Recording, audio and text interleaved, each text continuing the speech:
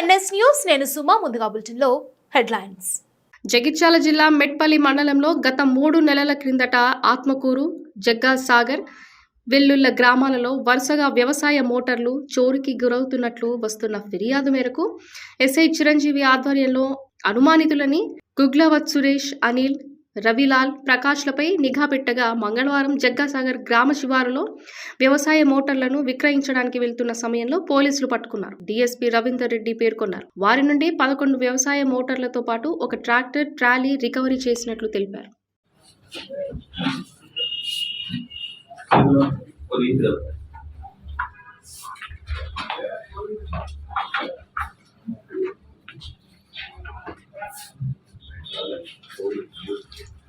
ఏ శివారు రాఘవేశ్వర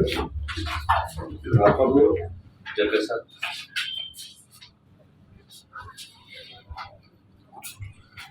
ఓకే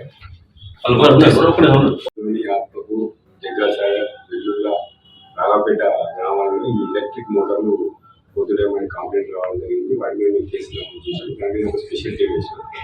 మన సిఐ మెట్పల్లి లక్ష్మణ ఆధ్వర్యంలో చిరంజీవి టీం తీసుకురా సంతోష్ కాశీతో ఒక టీం ఫామ్ చేసినాం.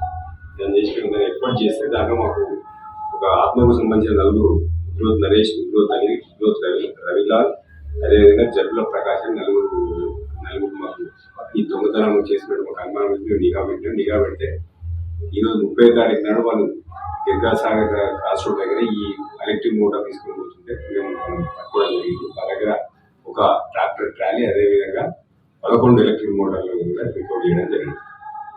ఈ దీనిలో చేసిన గుడ్ వర్క్ చేసిన ఎస్ఐ గారికి, సిబ్బంది గారికి, ఎస్ఐ గారికి మా తరఫున మేము